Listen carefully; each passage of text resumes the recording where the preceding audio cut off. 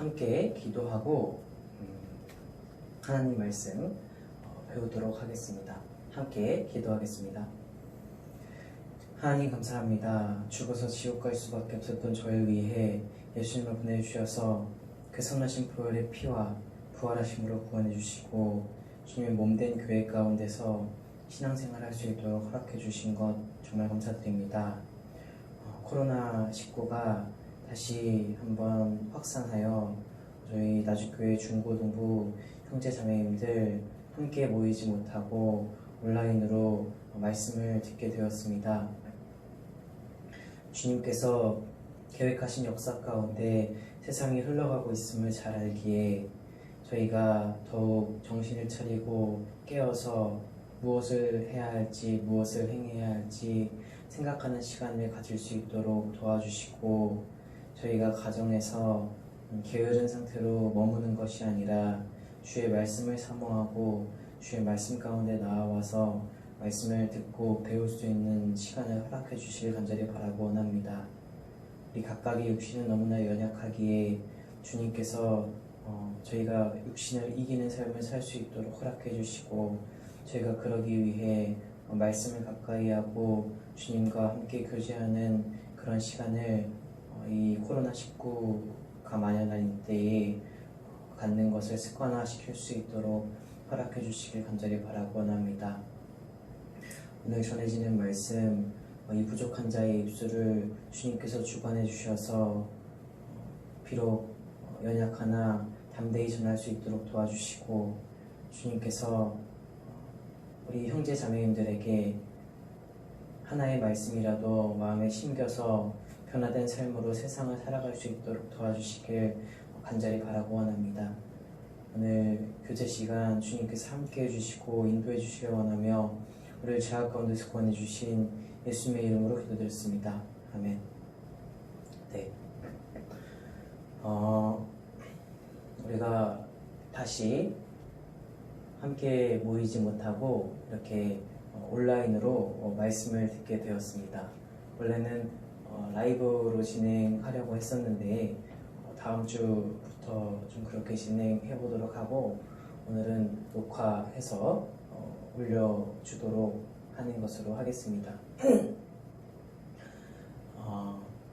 우리가 연초에 함께 모이지 못하고 가정에서 각각 말씀 듣는 가운데에 신앙생활이 혼자 하는 것이 굉장히 어렵구나 라는 것을 느꼈겠다라는 생각이 들어요. 저도 마찬가지였고 많은 형제자매님들도 마찬가지였을 것이다 라는 생각이 듭니다.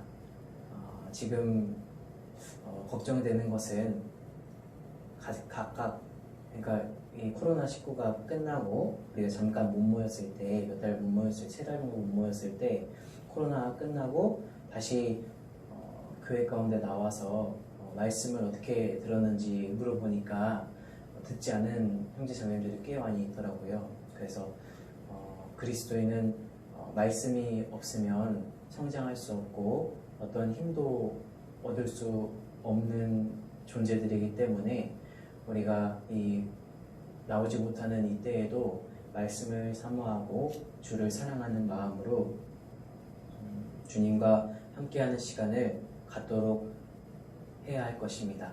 그래서 각각 가정에서 지금 이 말씀을 듣게 될 텐데 끝까지 자리에 앉아서 말씀을 들었으면 좋겠다라는 생각이 듭니다. 오늘 공과의 주제는 이삭과 리브가의 결혼인데 많이 들어본 우리 말씀일 텐데 우리가 오늘은 이 이삭과 리브가의 결혼에서 4명의 주축 인물들이 나오는데 그 4인물들을 통해서 교훈받는 시간을 가져보려고 합니다. 그 4사람 중에 첫 사람이 아브라함, 그리고 두 번째가 종, 그리고 세 번째가 리브가, 네 번째가 이삭인데 이 4사람의 순서대로 우리가 어떤 이 4사람이 어떻게 이삭이 신부를 얻는 데에 어떤 마음으로 임했는지에 대해서 생각을 해보고 교훈받는 시간을 갖고 그리고 참빛에 나와 있는 이 이삭의 결혼, 리브가와 이삭의 결혼이 신약 시대의 그림자다라는 이야기를 참빛에서 이야기하고 있는데, 그러면 그게 어떤 그림자인지 그것도 함께 시간이 되면 생각해보는 시간을 갖도록 하겠습니다. 짧은 공과 시간이기 때문에 30분에서 40분 진행을 하는데 최대한 빨리 많은 것들을 우리 형제자매님들에게 전달해 보도록 하겠습니다.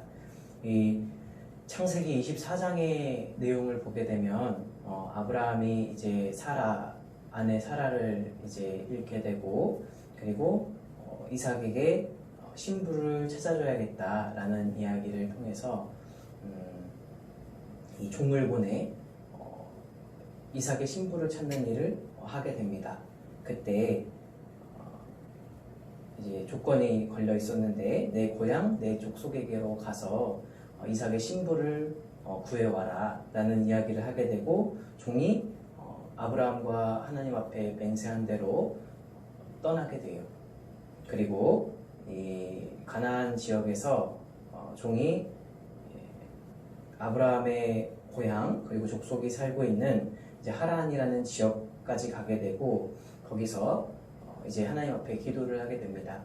하나님께 이 종이 주님께서 만나고자 하는 그 여자를 아주 순탄하게 만나게 허락해 주시길 원합니다 라는 기도를 하게 되고, 거기에서 내가 그 나타나는 내 앞에 나오는 여자들에게 나에게 물을 마시게 하라 라는 부탁을 하겠습니다. 그리고 그 여자가 혹 나에게 물을 마시게 하고 나뿐 아니라 함께 데리고 간 약대 10필에게도 물을 주게 된다면 이가 주님께서 허락하신 이삭의 신부임을 알겠습니다 라는 이야기를 하게 됩니다. 그런 기도를 하게 됩니다. 그리고 그 기도를 마쳤을 때 리브가가 이 종에게 나타나게 되고, 그리고 이 종이 리브가에게 나에게 물을 먹게 해달라 라는 이야기를 했을 때 리브가가 즉시 그 물 깃는 항아리를 내려서 그 종에게 물을 먹이고, 그리고 리브가가 약대 열에게도 내가 물을 주겠다 라는 이야기를 하고 물을 먹이게 됩니다. 이를 본 종이 이 여자가 하나님께서 허락하신 여자구나 라는 것을 알게 되고, 그런데 같은 고향 같은 족속에게서 아내를 구하려고 했기 때문에 이제 마지막으로 네가 어디 집 자녀냐 라는 것을 물었을 때 이 리브가가 아브라함의 형제인 나홀에게 낳은 아들 부두엘의 딸이다 라는 이야기를 하게 돼요. 리브가가 아브라함과 같은 고향 같은 족속의 여자라는 것을 알게 된 종이 이제 리브가의 가족들에게 가서 리브가를 이삭의 아내로 받아들일 수 있도록 허락해달라라는 이야기를 하게 되고, 이 가족들이 허락을 하게 됩니다. 그런데 이 가족들이 열흘 머물렀다가 리브가를 데려가라 라는 이야기를 하게 되는데, 이 아브라함의 종이 이 주인의 일을 성실하게 임하기 위해서, 그리고 이 지체시키지 않기 위해서 바로 떠나겠다라는 이야기를 하게 되고, 이 리브가의 가족들이 리브가에게 너가 선택하라 라는 이야기를 했을 때 리브가가 가겠나이다 라는 말을 통해서 종과 함께 이삭이 있는 곳으로 함께 떠나게 됩니다. 그리고 이삭이 부엘라헤로이에 있을 때 이 종과 리브가가 멀리서 이삭을 보게 되고, 그 리브가랑 이삭이 이제 혼인을 하게 됩니다. 그리고 혼인하였을 때 리브가를 이삭이 아내를 삼고 사랑하였다라는 말씀이 있고, 또한 이삭이 묻힌 상사 후에 위로를 얻었더라 라는 말씀으로 이 창세기 24장이 마무리가 됩니다.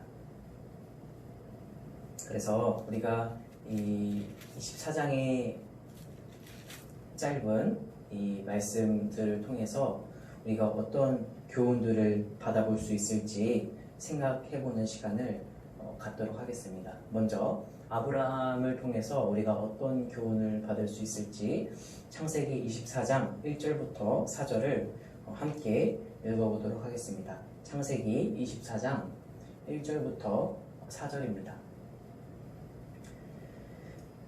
함께 읽겠습니다. 아브라함이 나이 많아 늙었고 여호와께서 그의 범사에 복을 주셨더라. 아브라함이 자기 집 모든 소유를 맡은 늙은 종에게 이르되 청컨대 내 손을 내 환도뼈 밑에 넣으라. 내가 너로 하늘의 하나님 땅의 하나님이신 여호와를 가리켜 맹세하게 하노니 너는 나의 거하는 이 지방 가나안 족속의 딸 중에서 내 아들을 위하여 아내를 택하지 말고 내 고향 내 족속에게로 가서 내 아들 이삭을 위하여 아내를 택하라. 24장 1절에 보게 되면 이제 아브라함과 함께 했던 아내 사라가 주님 곁에 가게 되고 아브라함도 나이 많아 늙었다 라는 말씀을 볼 수 있습니다. 그리고 그 뒤에 여호와께서 그의 범사에 복을 주셨더라. 이 아브라함의 일생을 보게 되면 아브라함이 75세 되었을 때 하나님께서 네가 본토 친척 아비집을 떠나 내가 내게 지시한 땅으로 가라, 가나안 땅으로 가라 라는 명령을 받게 되고 아브라함은 이 하나님의 말씀에 순종해서 한 번도 가보지 않았던 가나안이라는 지역으로 모든 것을 버리고 출발하게 됩니다. 그리고 그 여정 가운데 많은 일들이 일어나는데 애굽에서 아름다운 아내를 누이라고 자신이 어떻게 될까 겁이 나서 누이라고 속이기도 하고 그리고 롯과 아브라함이 그 목자들이 서로 다툼으로 인해서 롯과 헤어지는 그런 일도 겪기도 하고 그리고 생기지 않을 것 같던 아이가 하나님의 약속 아래 생겨서 우리 이삭을 100세라는 나이에 낳게 되고 그리고 100세에 낳은 사라와 함께 100세에 낳은 그 하나밖에 없는 독생 그 아들을 하나님께서 번제로 바쳐라 라는 그런 천천병력 같은 소리를 듣게 되지만 아브라함은 하나님의 말씀에 순종해서 이삭을 번제로 바치게 됩니다. 그리고 하나님의 그 역사하심을 또 이삭을 통해서 경험하게 되고 그리고 지금 사라의 죽음까지 겪어오면서 아브라함은 하나님과 함께하는 그런 삶을 살았다. 하나님께서 아브라함과 함께함을 통해서 아브라함은 이제 정말 믿음이 단단해지고 굳건해진 상태다라는 것을 우리는 알 수 있습니다. 창세기 15장 6절에 보면 아브라함이 여호와를 믿으니 여호와께서 이를 그의 의로 여기시고 라는 말씀이 있어요. 아브라함은 이 하나님과의 계속되는 이제 우르에서 본토 친척 아비의 집을 떠난 그 순간부터 지금 나이 많아 늙은 이 순간까지 하나님을 믿고 따랐으며 하나님이 아브라함과 함께함을 통해서 하나님의 역사를 경험하고 하나님의 함께하심을 직접 느낄 수 있는 그런 시간들을 가졌습니다. 히브리서 11장 8절에 아브라함이 믿음으로 부르심을 받았다. 그리고 믿음으로 본토 친척 아비 집을 떠났다라는 말씀처럼 아브라함의 모든 일련의 과정과 사건들은 하나님을 믿는 믿음 가운데서 때로 두려움 가운데 실패하기도 하고 또는 성공하기도 했지만 결국 그 끝에 아브라함이 나이 많아 늙었을 때 여호와의 복이 아브라함과 범사에 함께 했다라는 그 말씀으로 나타나 있다는 것을 우리는 알 수 있습니다. 우리는 이것을 통해서 신앙 가운데 믿음이 자란다라는 것을 알 수가 있어요. 우리가 구원받고 우리 중고등부 형제자매님들은 어려서부터 신앙생활을 해서 어려서부터 교회를 다니는 분들이 많이 계시는데 우리가 어려서부터 교회를 다녔지만 하나님과 함께하는 경험이 없다면 사실 우리의 믿음은 성장할 수가 없습니다. 아브라함이 자신의 인생 가운데서 하나님의 부르심을 받고 그 부르심 받은 이후의 인생 가운데서 하나님과 함께하고 하나님을 의지하고 하나님을 순종해서 나아갔을 때 하나님의 크신 선물과 사랑과 은혜를 받을 수 있었던 것처럼 우리가 구원받은 이후에도 이 신앙 가운데서 하나님을 믿고 하나님을 의지하고 하나님께 순종하는 삶을 통해서 우리의 믿음이 자라게 된다. 그리고 범사에 우리가 하나님 안에서 복을 받는 그런 역사를 경험하게 된다라는 거예요. 내 삶에서 하나님이 함께 하신다는 것을 경험하지 못한다면 우리는 연약한 믿음 가운데 살아갈 수밖에 없습니다.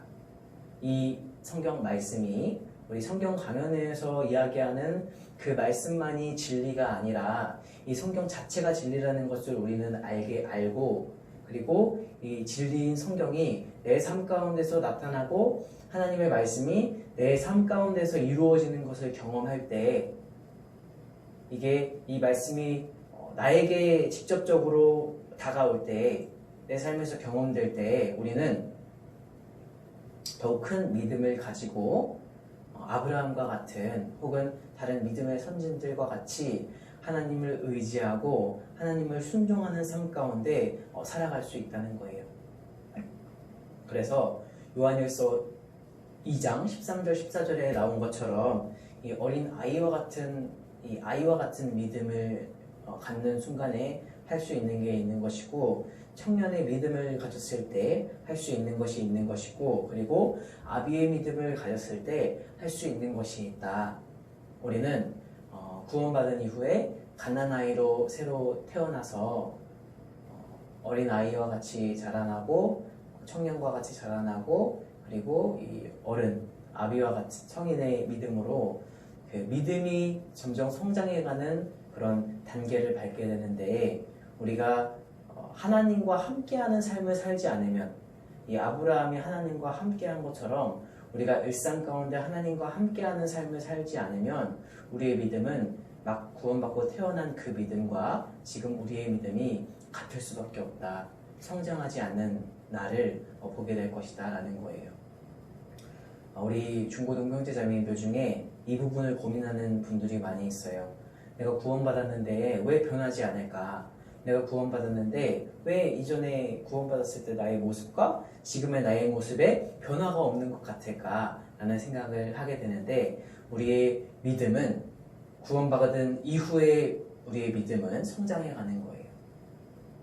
우리가 구원은 단번에 믿음으로 받지만 그 이후에 우리가 생활의 변화를 갖는 것은 단계 우리가 믿음의 성장함을 통해서 얻게 됩니다.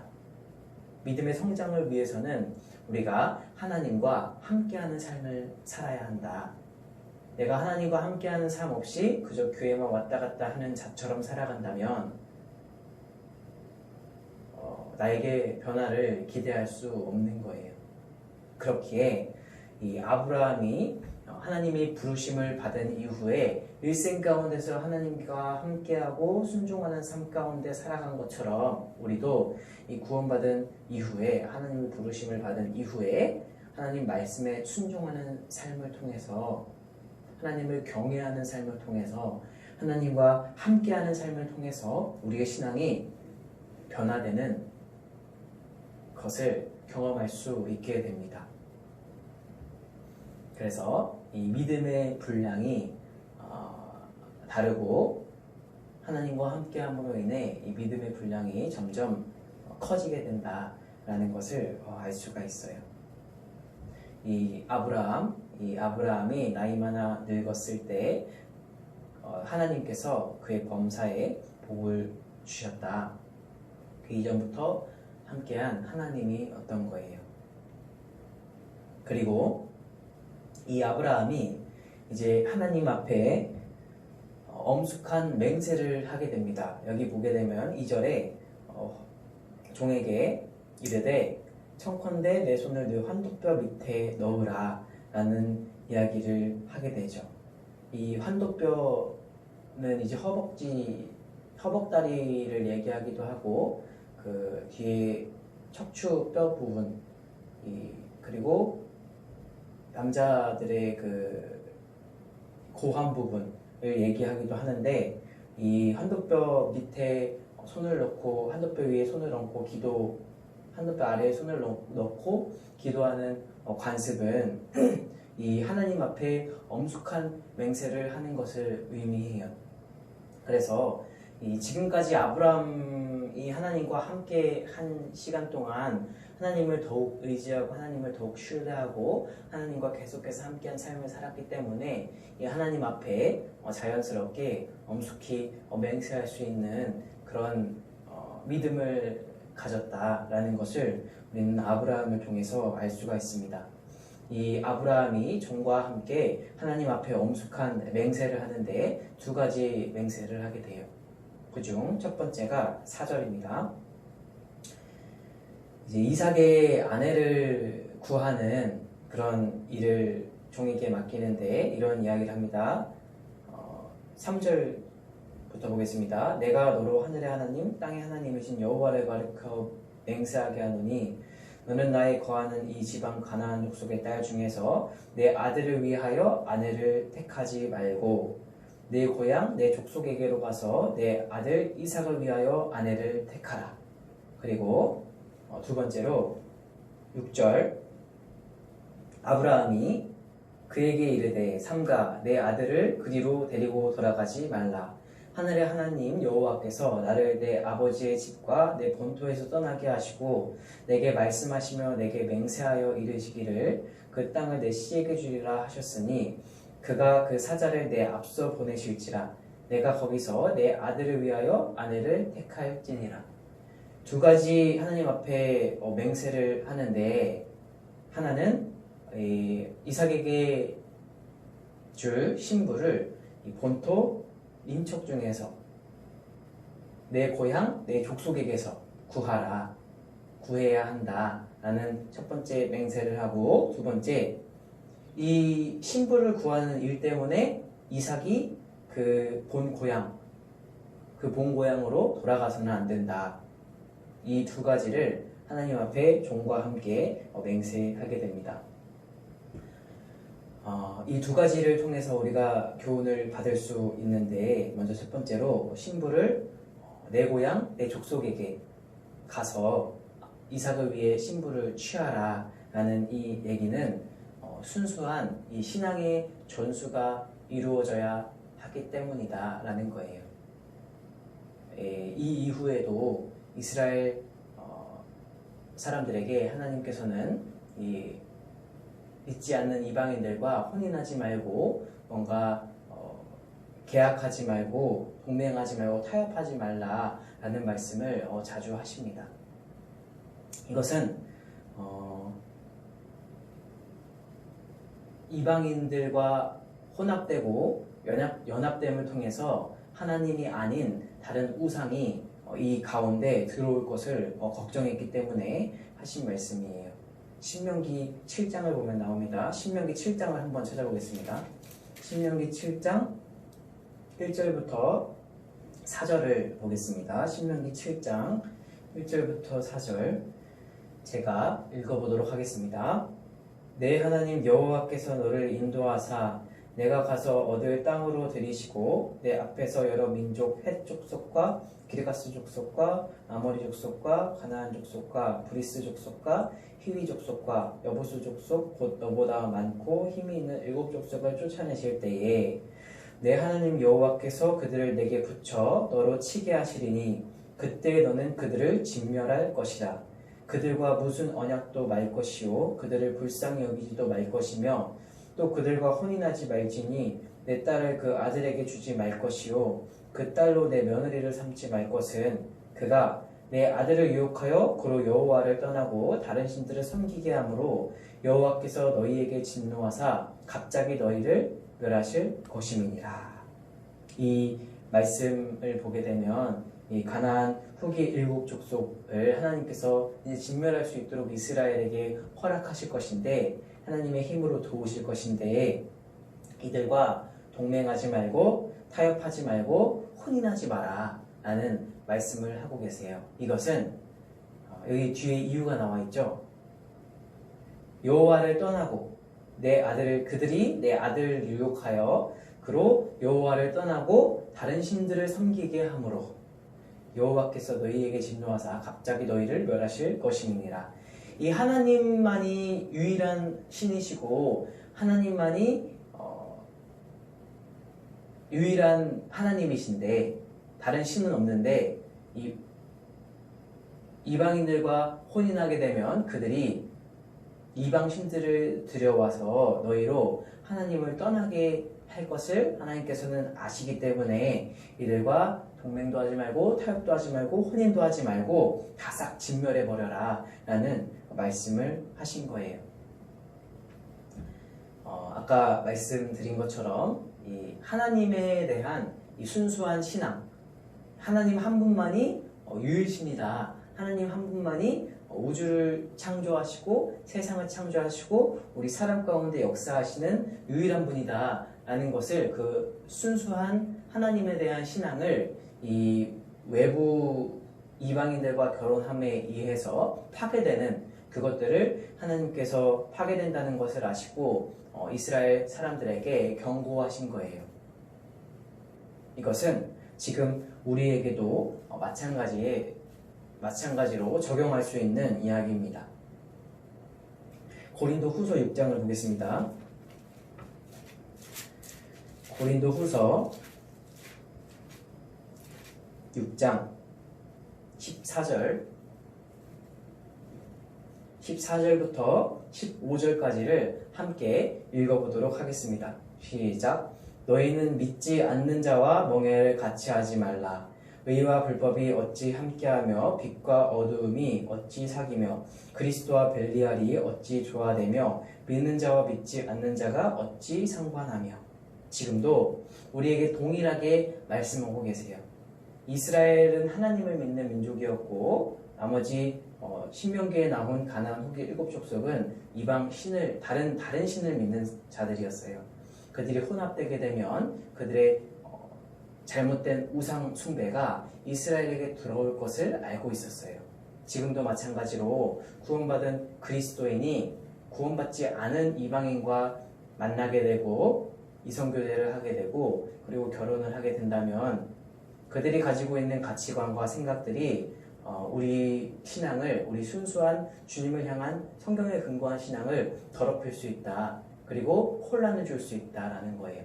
그렇기 때문에 우리는 믿지 않는 자와 멍에를 같이 하지 말라는 말씀처럼 우리는 구원받지 않은 자들과 뭔가를 타협한다거나 뭔가 중요한 일을 함께 한다거나 이 혼인하는 일을 하는 것을 하면 안 된다라는 것을 알 수가 있어요. 불법이 의와 불법, 이것은 완전 상반되는 것이죠. 그리고 빛과 어두움, 빛이 있으면 어둠이 사라지고 어둠이 나타나면 빛이 사라집니다. 두 개는 함께 할 수 없는 거예요. 믿는 자와 믿지 않는 자가 빛과 어두움과 같다. 둘은 함께 할 수 없는 것이다 라는 거예요. 우리 중고등 학생 때 특히 이성교제를 많이 하는데 우리는 구원받지 않은 자들을 사귀면 안 된다라는 것을 기억해야 돼요. 믿지 않는 자와 멍에를 함께하면 안 된다. 믿는 자와 믿지 않는 자가 상관할 수 없다, 서로. 그렇기 때문에 우리는 이 아브라함이 신부를 구할 때에 내 고향, 내 족속에게서 구하라 라는 말씀을 통해서 하나님을 향한 순수한 신앙이 다른 외부적인 요인으로 인해서 변동되지 않고 혼란받지 않도록 아브라함이 하나님께 기도로 맹세한 내용이다라는 것을 알 수가 있어요. 지금 우리 신앙도 마찬가지로 외부에 있는 많은 것들이 들어오게 되면 신앙이 변질되고 이 성경에 근거한 신앙이 아니라 이 세상적인 여러 변화와 추이에 따라서 변화된 그리고 타협된 우리의 신앙을 보게 될 것이다 라는 거예요. 그렇기 때문에 우리는 단호하게 그것을 끊어낼 수 있어야 한다라는 거예요. 이 이방 여인과 결혼해서 이제 많은 어려움과 고통을 겪은 사람들이 있습니다. 그 중에 대표적인 인물이 이제 삼손과 솔로몬이에요. 삼손은 이제 들릴라와 연애를 함을 통해서 하나님이 함께하심의 능력을 그 들릴라에게 이야기하게 되고 머리가 다 잘려서 힘을 쓸 수 없게 되고 두 눈이 뽑혀서 맷돌 돌리는 일을 하게 됩니다. 결국 마지막에 회개함을 통해서 살아있을 때보다 죽인 자의 수가 더 많게 되었지만 이것은 그 삼손이 이 들릴라와 연애함을 통해서 결국 그 좋지 못한 결과를 보게 된 것을 우리는 알 수 있고, 그리고 솔로몬이 말년 나이 늙었을 때 그 하나님을 정말 잘 섬기고 하나님께 지혜를 구했던 그 솔로몬이 이 말년에 여러 나라의 그 딸들과 결혼을 함을 통해서 이제 우상들이 들어오게 되고 나라 안에 들어오게 되고 이제 그것을 솔로몬도 허락하고 솔로몬도 거기에 가서 절하는 그런 사실 솔로몬이 그럴 수 있을까라는 생각을 했던 일들을 솔로몬이 하게 됩니다. 그래서 이 솔로몬 이후에 솔로몬의 아들 때에 솔로몬의 신하와 이렇게 나라를 두 쪽으로 나뉘게 하나님께서 하시는데 우리는 이것을 곰곰이 진지하게 생각할 필요가 있어요. 내가 솔로몬 하면 굉장히 대단한 사람이다라는 생각을 갖는데 그 솔로몬이 이방 여인들을 받아들임으로 인해서 무너집니다. 그럼 솔로몬도 그렇게 무너지는데 나는 어떨까요? 지금 혹 이성교제를 이방 누군가와 하고 있는 사람이 있다면 나는 괜찮아.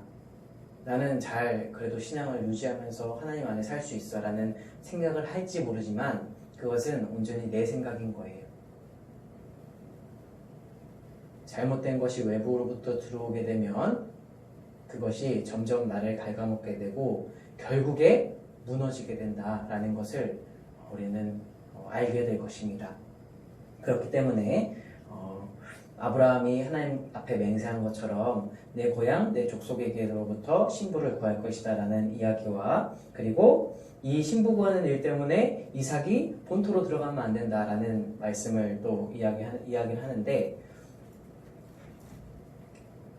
그 이유가 이제 뒤에 7절에 나와 있습니다. 24장 7절에 하늘의 하나님 여호와께서 나를 내 아버지의 집과 내 문토에서 떠나게 하시고 내게 말씀하시며 내게 맹세하여 이르시기를 이 땅을 내 씨에게 주리라 하셨으니 그가 그 사자를 내 앞서 보낼지라 내가 거기서 내 아들을 위하여 아내를 택할지니라. 하나님으로부터 아브라함은 본토 친척 아비집을 떠나 내가 내게 지시한 땅으로 가라라는 약속을 받게 됩니다. 그리고 거기서 번성하게 하겠다. 너에게 나라를 세우게 하겠다라는 약속을 받게 되는데 이 약속은 아브라함에게서 이제 이삭으로 전수가 되는 거예요. 그렇기 때문에 이 하나님께서 아브라함에게 본토 친척 아비집을 떠나라고 말씀하신 것처럼 이삭도 이 말씀을 이어받게 된 것이다 라는 것을 통해서 이삭이 다시 본토로 들어가는 것은 하나님의 말씀에 위배되는 일이다 라는 것을 아브라함은 알고 있었기 때문에 하나님 앞에 혹 여자가 따라오지 않는다 할지라도 이삭을 데리고 그 본토로 데리고 들어가지 말라 라는 이야기를 한 거예요. 이 아브라함의 이 두 가지 맹세는 그냥 갑자기 나온 것이 아니라 오랜 시간 동안 하나님과 함께함을 통해서 하나님을 신뢰하고 의지하기 때문에 이야기할 수 있는 내용이었다라는 것을 우리는 알 수 있습니다. 우리는 아브라함을 통해서 이런 교훈을 받을 수 있습니다. 시간이 많이 없네요. 빠르게 보겠습니다. 그 다음에 종을 통해서 우리가 교훈을 받을 수 있는데 2절에 보면 아브라함이 자기 집 모든 소유를 맡은 늙은 종에게 라는 말씀을 볼 수 있습니다. 이 늙은이라는 원어의 뜻이 존경과 높은 지위를 나타내는 호칭이다.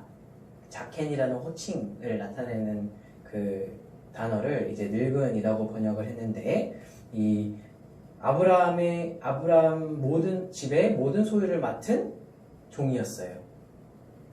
그렇다면 아브라함과 계속해서 하나님과 함께하는 아브라함과 계속해서 동행해온 그런 종이라는 것을 우리는 알 수 있습니다. 그리고 그 아브라함에게서 이제 배운 그 믿음대로 이 종도 분명 하나님 앞에 살았을 것이고, 아브라함이 하나님 앞에 맹세했을 때 9절처럼 종이 이의 주인 아브라함의 환도뼈 아래 손을 넣고 이 일에 대하여 그에게 맹세하였더라 라는 말씀처럼 이 종도 하나님 앞에 맹세하고 이 리브가를 찾아 떠나게 되는 것을 알 수가 있어요. 그래서 우리가 누구와 함께 신앙생활하고 어떤 사람 밑에서 배우느냐, 그것도 굉장히 중요하다라는 걸 알 수 있습니다. 우리보다 믿음이 연약한 사람도 있고 나보다 믿음이 더 뛰어난 사람이 있는데, 우리는 그들을 통해서 하나님과 함께하고 하나님을 의지하고 하나님을 순종하는 방법을 배우게 된다. 그리고 그와 같은 신앙을 얻게 된다라는 것을 알 수가 있습니다. 그리고 이 종이 이제 약대 10피를 취해서 하란이라는 지역으로 떠나게 되는데, 하란이라는 지역에서 이 나타날 신부를 기다리며 하나님께 기도를 하게 됩니다. 이 기도 또한 분명 아브라함과 함께함을 통해서 아브라함이 하나님께 기도하는 그 모습을 보고 분명 배운 기도겠다라는 생각이 들었어요. 이제 12절부터 13절을 보게 되면 이 종의 기도가 나오게 되는데, 그가 가로되 우리 주인 아브라함의 하나님 여호와여, 원컨대 오늘날 나로 순적히 만나게 하사 나의 주인 아브라함에게 은혜를 베푸시옵소서. 성중 사람의 딸들이 물길로 나오겠사오니 내가 물을 곁에 섰다가 한 소녀에게 이르기를 청컨대 너는 물 항아리를 기울여 나로 마시게 하라 하리니, 그의 대답이 마시라. 내가 당신의 약대에게도 마시리라 하면 그는 주께서 주의 종 이삭을 위하여 정하신 자라. 이로 인하여 주께서 나의 주인에게 은혜를 베푸심을 내가 알겠나이다. 이 종의 기도를 우리는 통해서 이 종이 하나님의 주인의 일을 행할 때 바로 하나님 앞에 기도하고 하나님을 의지하는 모습을 볼 수가 있는 거예요. 우리는 큰 일뿐만 아니라 작은 일에도 기도하는 습관을 가질 필요가 있다. 이 기도는 하나님께 의지하고 하나님께 부탁하는 일이다라는 것을 우리는 알아야 합니다. 아브라함 가까이에서 따랐던 이 종이기에 이 아브라함의 신앙을 배울 수 있었고, 이 중요한 순간에 하나님 앞에 먼저 기도하는 그런 모습을 보여줄 수 있었다라는 거예요. 빌립보서 4장 6절에 모든 일에 기도와 간구로 너희 구할 것을 감사함으로 하나님께 아뢰라 라는 말씀처럼, 우리도 모든 일에 기도와 간구로 하나님께 구하는 자세를 취해야 한다. 이 기도는 하나님께 의지하는 태도다라는 것을 우리는 기억하고 매 순간순간마다 하나님께 기도하는 그런 일을 통해서 하나님의 함께 하심을 경험할 필요가 있다라는 거예요. 이 종의 기도는 곧바로 응답을 받습니다.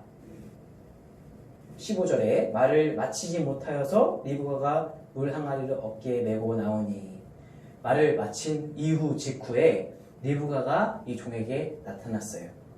가장 빨리 기도 부탁했던 기도에 대한 응답을 받은 사람입니다. 종이. 우리가 기도하는 이 기도는 분명 하나님께서 들으시고 하나님의 뜻에 맞는 기도를 우리가 했다면 하나님은 반드시 그 기도를 이루어 주신다는 거예요. 그게 즉시로 이루어질 수도 있고 시간이 걸려서 이루어질 수 있지만 반드시 이루어진다라는 것을 우리는 기억해야 합니다. 이 말씀은 진리라는 것을 우리는 잊으면 안 된다라는 거예요. 그리고 그 이후에 이 종이 리브가가 하나님께서 약속하신 이삭의 짝이라는 것을 알게 되고, 하나님께 영광 돌리는 모습을 볼 수가 있어요. 이 창세기 24장 26절에 보게 되면 이에 그 사람이 머리를 숙여 여호와께 경배하고 리브가가 하나님께서 예비해 두신 이삭의 신부라는 것을 알게 되고 그 즉시 이 종은 머리를 숙여 여호와께 경배하는 일을 합니다.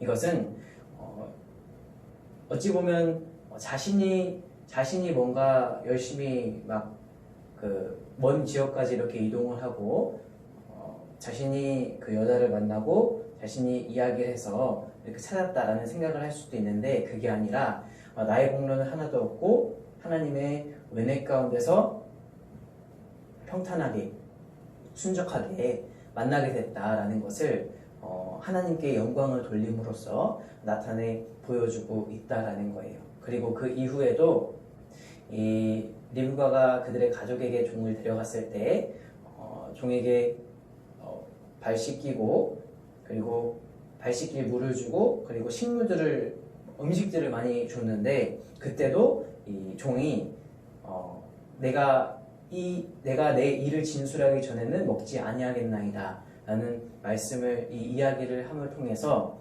이 하나님의 일을 주인의 일을 가장 우선순위에 놓고 살아가는 사람이구나 라는 것을 우리는 알 수가 있습니다. 그 뒤에도 마찬가지로 이제 가족들이 리브가를 이제 그 종의 이야기를 듣고 리브가를 이제 보내겠다. 이삭의 아내로 보내겠다라는 이야기를 들었을 때도 그 말을 듣고 52절에 땅에 엎드려 여호와께 절하고 이 얘기를 듣자마자 그 사람들에게 감사한 것도 아니고 자기 자신에게도 나 이렇게 했어 라는 그런 자만심을 가진 것도 아니고 바로 여호와께 절하여 라는 말씀처럼 이 모든 은혜, 순적하게 하신 이 모든 은혜가 하나님의 은혜 가운데 가능했다. 이 모든 공로를 하나님께 돌리겠다. 하나님께 영광 돌리는 모습을 볼 수가 있습니다. 그리고 이 리브가의 가족들이 열흘이 지나고 나서 보내겠다 리브가를 그렇게 이야기했을 때도 이 종은 나를 보내신 내 주인에게 돌아가게 하소서 아침에 일어나서 돌아가게 하소서라는 이야기를 통해서 이 주인의 일을 가장 우선순위에 두고 생각하는 사람이었다라는 것을 우리는 알 수가 있어요. 이것은 우리에게 큰 교훈을 줍니다. 우리는 일상 가운데서 신앙 가운데서 우리 살아가는 삶 가운데서 잘하는 일이 있고 또 어찌 보면 내가 영광받는 순간이 있을 수 있어요. 내가 어떤 봉사를 했을 때 내가 어떤 일을 했을 때 학교에서도 마찬가지고 교회에서도 마찬가지고 내가 사람들에게 보이는 어떤 일을 했을 때 어떤 누군가는 그 영광을 스스로 다 받는 사람이 있고 어떤 누군가는 그 영광을 하나님께 돌리는 사람이 있다는 거예요. 우리는 우리가 행하는 모든 일들 우리 가운데 나타나는 모든 능력들은 하나님의 역사하심과 하나님의 은혜 가운데 나타나는 것이기 때문에 우리는 가정에서든 학교에서든 그리고 교회 가운데서든 우리는 우리에게 나타나는 모든 일들을 하나님께 영광 돌리는 자세로 살아갈 필요가 있다라는 거예요. 이것은 굉장히 중요하다. 그리고 이 종이 주인의 일을 가장 우선순위에 둔 것처럼 우리는 우리의 삶 가운데 하나님의 일, 우리 그리스도인으로서 해야 할 일들을 가장 우선순위에 둘 필요가 있다. 우리가 세상 가운데 살아가면서 하는 모든 일들이 주님의 일 가운데 사용되는 하나의 도구에 불과하다라는 것을 기억하고 우리는 주님의 일을 하는 것을 가장 우선순위에 두고 살아갈 필요가 있다. 이 주님의 일이 내 세상 가운데서의 일이 가장 우선이고 그 다음에 그 이후에 주님의 일을 하게 된다면 그것은 주인의 일을 먼저 생각하는 종이 아니죠. 그렇기 때문에 우리는 주인의 일, 주님의 일을 가장 우선순위에 두고 생각하며 행하는 삶을 살아야 한다라는 거예요.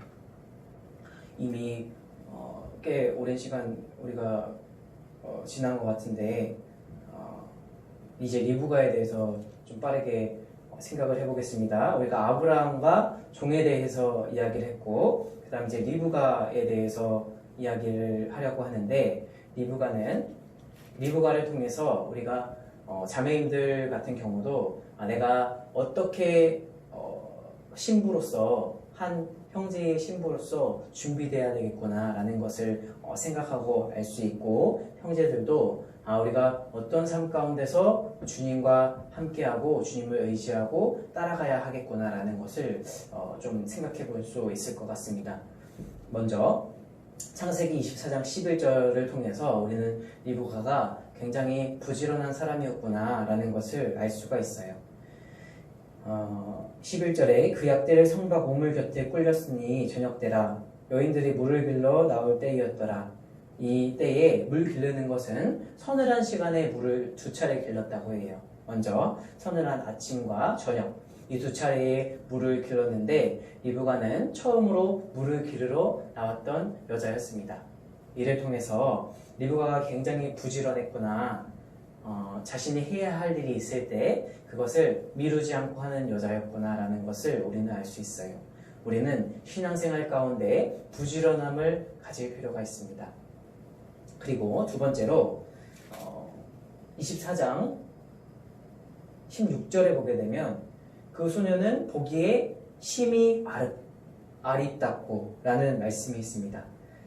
리브가는 보기에 심히 아름다운 여자였다라는 것을 알 수 있는데, 이 아름다움은 겉으로 꾸며진 이 외적 아름다움만을 이야기하는 게 아니에요. 이것은 리브가가 가졌던 그 총명함, 그리고 건강, 그리고 신앙으로 다듬어진 이 인격, 그것들이 모두 포함된 아름다움이다라는 것을 알 수가 있습니다. 이를 통해 우리 그 구원받은 자매인들은 이 외면의 아름다움만을 가꾸는 것이 아니라, 이 외면의 아름다움은 잠깐이고 사람의 눈에만 좋게 보이는 거예요. 그렇기 때문에 우리는 외면의 아름다움이 아니라 이 내면의 아름다움을 가꿀 필요가 있다. 나와 누군가가 교제했을 때 저 사람의 신앙은, 하나님을 향한 마음은 굉장히 아름답구나 라는 이야기를 들을 수 있도록 우리의 내면을 가꿀 필요가 있어요.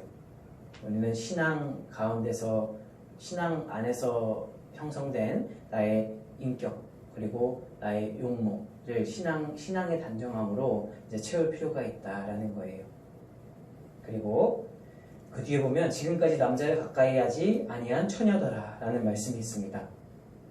세 번째로 리브가는 남자를 가까이 하지 않은 사람이었다. 이것은 굉장히 중요한 거예요. 히브리서 3장 14절에 너희는 혼인을 귀히 여기고 침소를 더럽히지 말라 라는 말씀, 침소를 더럽히지 않게 하라라는 말씀이 있는데, 우리는 혼인을 귀히 여겨야 하고 우리의 순결을 지킬 필요가 있다라는 거예요. 지금 세상 가운데서 여자는 순결을 지켜야 되고 남자는 동정을 지켜야 된다라는 얘기를 하면 굉장히 고지식하고 딱딱한 사람으로 봐요.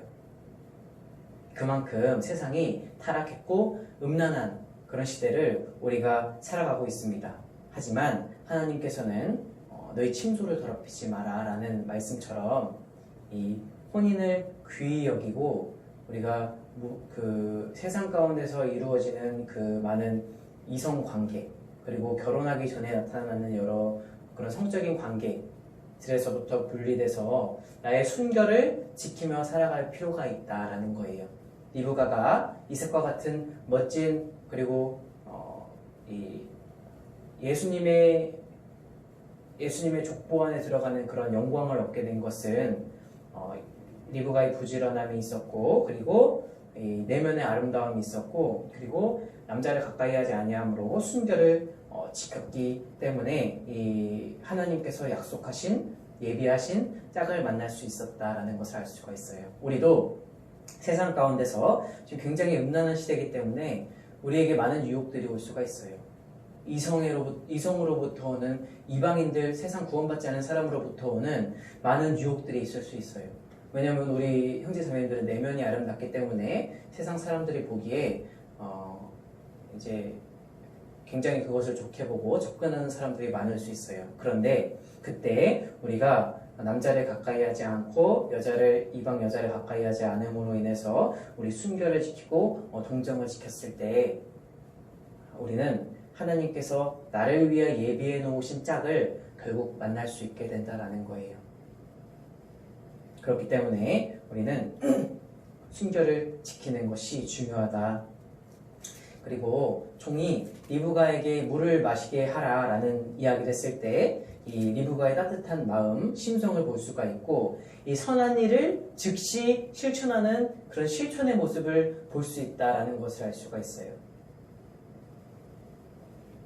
종이 18절에 그가 가로되 주여 17절에 내 물 항아리의 물을 내게 조금 마시오라 라는 이야기를 종이 했을 때 리브가의 반응이 그가 가로되 주여 마시소서 하며 급히 그 물 항아리를 손에 내려 마시게 하고 급히 그 물을 내려 라는 즉각적인 반응이 있었고 그리고 그 이후에 19절에 마시우기를 다하고 가로되 당신의 약대도 위하여 물을 길러 그것들로 배불리 마시게 하리이다.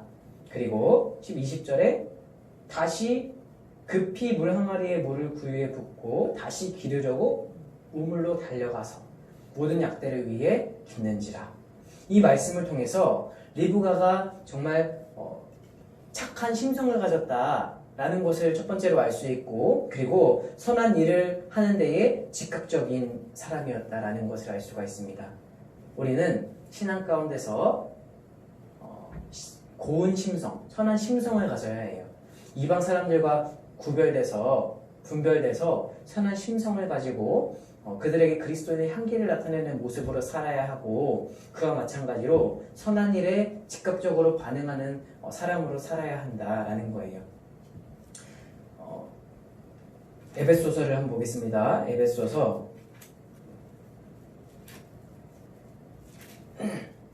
5장 에베소서 5장 8절 9절입니다.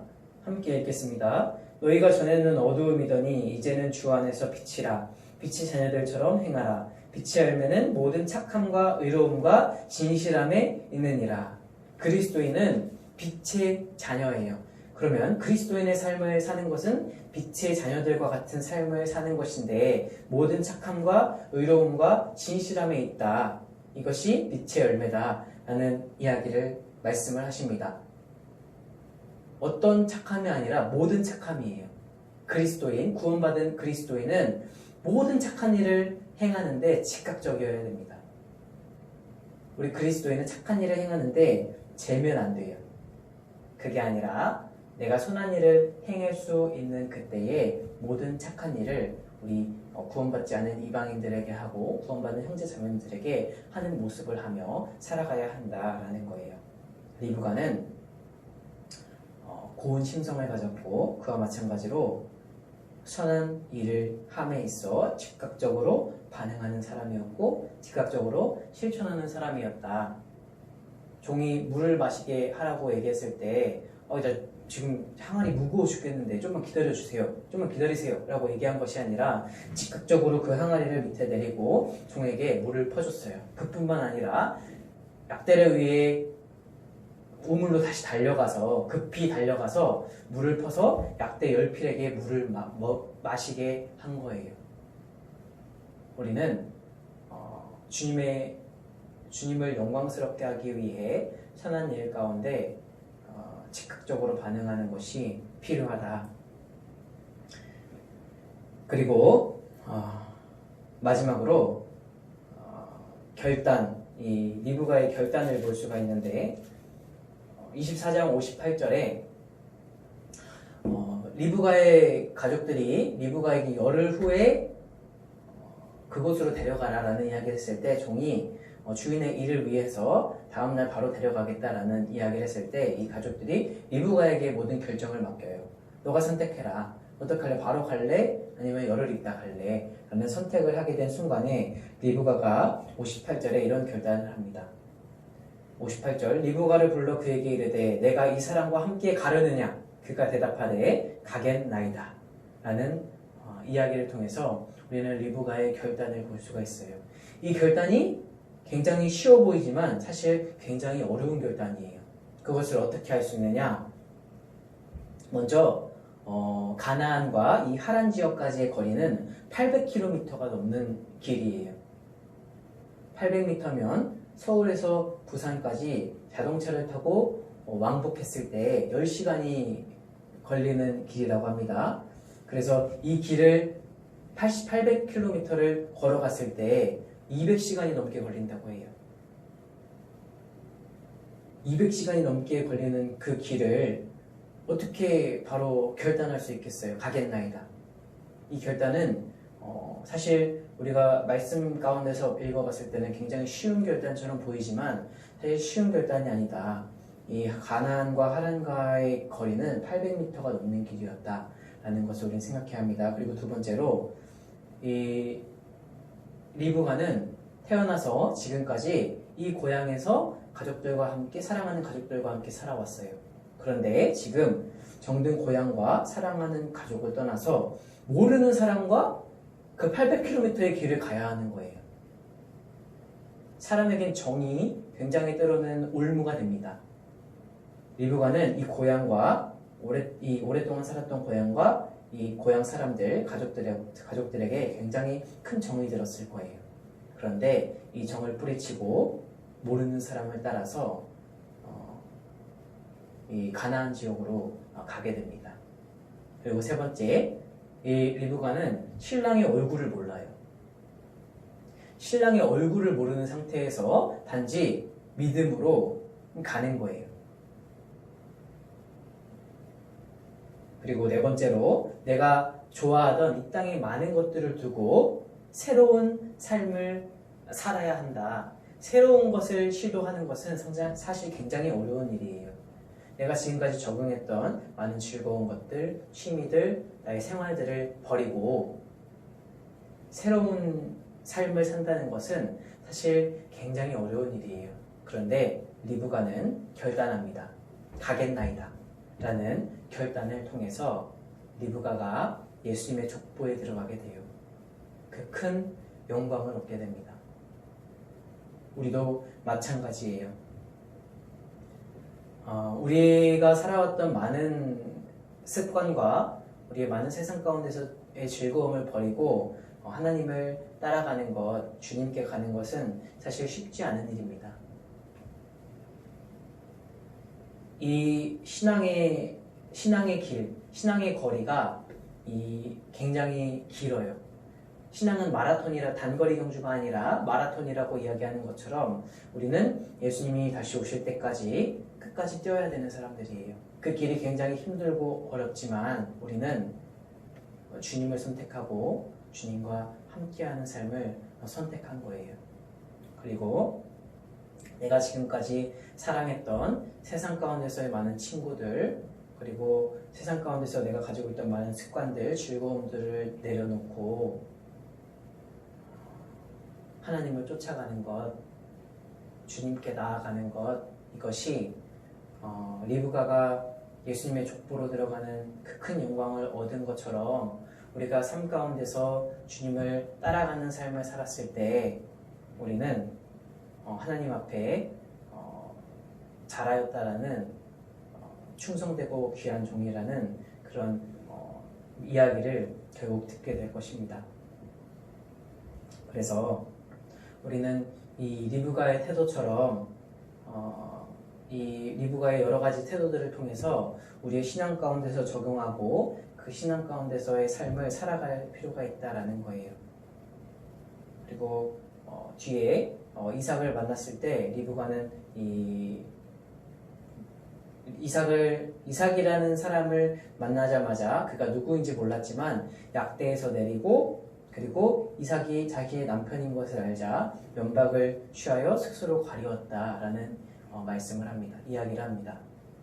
이것은 리브가의 순종의 마음과 겸손의 마음을 볼 수가 있는 거예요. 리브가는 처음 약대를 타고 종과 함께 와서 멀리에 있는 이삭을 봤을 때 이삭이 자신의 남편인지 몰랐습니다. 그런데 누군가가 있는 것을 알고 약대에서 내렸어요. 이것은 그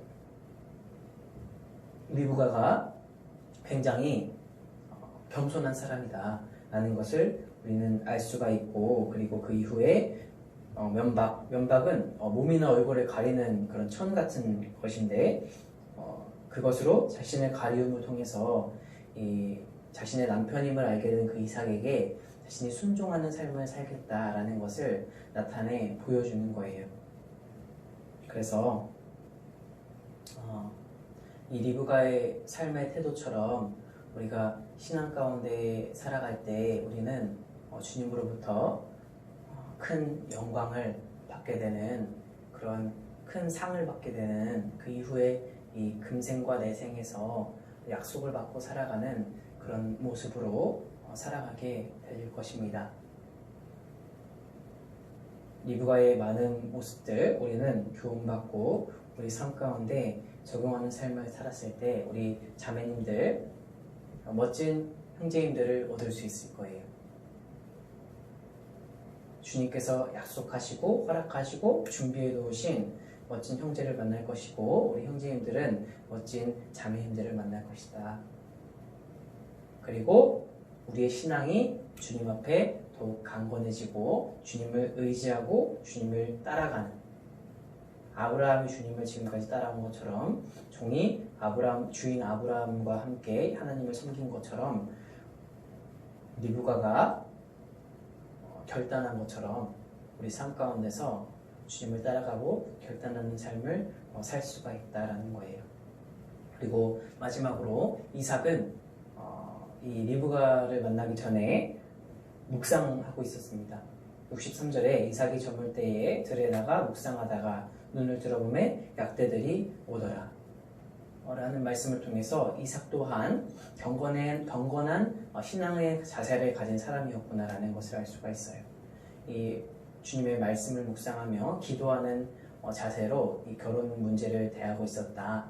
우리 중고등 형제자매님들은 아직 결혼의 문제가 아직 멀리 있다라는 생각을 할 수 있는데, 우리 기도하는 자세로 주님 앞에 간구하고 소망할 필요가 있다라는 거예요. 그리고 이삭처럼 일상 가운데서 평상시에 경건한 태도를 가지고 하나님 앞에 살아갈 필요가 있다. 그러기 위해서는 경건하게 될 수 있는 방법을 알아야 되는데 디모데전서 4장 5절에 나와 있습니다. 마지막으로 디모데전서 4장 5절 읽고 마치도록 하겠습니다. 디모데전서 4장 5절 함께 읽겠습니다. 하나님의 말씀과 기도로 거룩하여 지내니라. 우리가 신앙 가운데서 주님과 함께 걸어오는 그 여정 가운데서 거룩하여질 수 있는 방법은 말씀과 기도로 가능하다라는 것을 우리가 생각하고 정말 말씀을 묵상하고 주님께 묵도 기도하는 그런 삶을 우리 일상 가운데서, 특히 이 코로나 시대에 우리가 가정에서 집에서 말씀을 묵상하고 그리고 기도하는 그런 삶을 살아야 한다라는 것을 꼭 기억했으면 좋겠습니다. 그리고 지금 시간이 너무 많이 지나서 제가 이제 오랜만에 온라인을 하니까 시간 조절을 정말 잘 못했는데 여러분들이 오늘 들은 말씀을 통해서 하나라도 좀 교훈을 받았으면 좋겠고, 이 긴 시간, 1시간 넘는 시간 지금 전한 것 같은데, 지금 제가 지금 이 얘기를 하는 이 순간까지 말씀을 듣고 계시다면 하나님으로부터 우리가 좋은 것을 심었다. 주님께서 이 들은 말씀을 깨닫게 해주시고 그리고 내 삶 가운데서 크신 역사로 나타나 보여주실 것이다 라는 것을 기억하셨으면 좋겠습니다. 이 내 인물에 대해서 우리가 조금 생각을 해봤는데, 이 신약시대에는 어떤 그림자일까, 이게 이 네 사람의 모습이 신약의 어떤 그림자일까에 대해서는 우리 분반 선생님들과 함께 교제해보는 시간을 가졌으면 좋겠다라는 생각이 듭니다. 오늘 들은 말씀 꼭 기억하시고 생각하셔서 내 삶 가운데 적용하는 삶으로 살아가셨으면 좋겠습니다. 같이 기도하고 마치겠습니다. 하나님 감사합니다. 죽어서 지옥 갈 수밖에 없었던 저를 위해 예수님을 보내주셔서 그 선하신 보혈의 피와 부활하심을 구원해주시는 은혜 정말 감사드립니다. 오늘 이삭과 리브가의 결혼을 통해서 주님께서 교훈해주신 말씀대로 우리가 살아갈 수 있도록 허락해주시고 오늘 아브라함, 종, 리브가, 이삭 네 사람에 대해 각각 생각을 해보았습니다. 저희가 그 네 사람을 생각하고 기억함으로 우리의 삶 가운데서도 주님이 함께 하시고 우리 삶 가운데서도 주님이 역사하시는 삶으로 살아갈 수 있도록 도와주세요. 말씀과 기도로 거룩하여지는 삶을 살 수 있도록 우리 중고등부, 나주교회 중고등부 형제자매님들, 교사 선생님들과 함께 해주시길 원합니다. 우리를 죄악 가운데서 구원해주신 예수님의 이름으로 기도드렸습니다. 아멘.